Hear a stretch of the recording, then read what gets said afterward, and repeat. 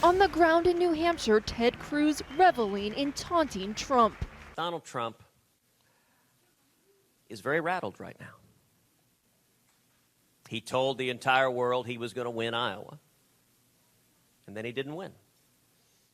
And his reaction is he got very angry. Thank you, sir. Thank you. Cruz now using a new weapon against Trump, former President Jimmy Carter. The Cruz campaign out with a web video highlighting what Carter, the liberal Democratic president, said this week about Trump.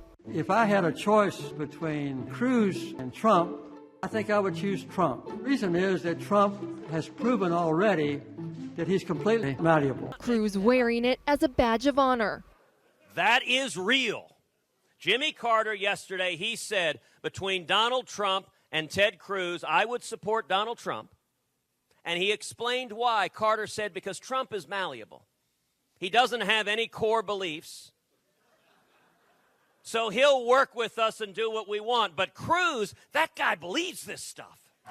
Today, a tactical shift from Trump, a return to the basics, the hallmarks of his early campaign. We're talking about a serious wall. We're talking about a Trump wall. This is going to be a wall that works, okay?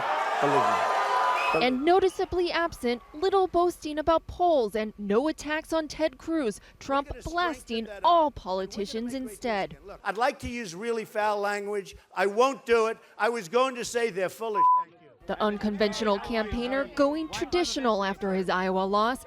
Got to do it.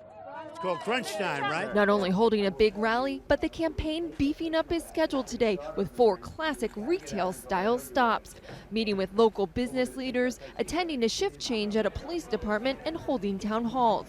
This comes as the other battle among the establishment candidates is erupting into an all-out war, unleashing a barrage of attacks in the last 24 hours, hammering down on Marco Rubio. He acts like the King of England. He has a press aide stand next to him and pre-select which reporters will get to ask him questions. I think it's fair game to suggest that the 2 leading senators who have been successful politicians most of their adult life, but haven't had a record of accomplishment they can point to. Christie making a play at independents in New Hampshire, bringing the new argument that Rubio is too far to the right on abortion. On the issue of pro-life, Marco Rubio is not for an exception for rape, incest, or life of the mother. Now, I think that's the kind of position that New Hampshire voters would be really concerned about.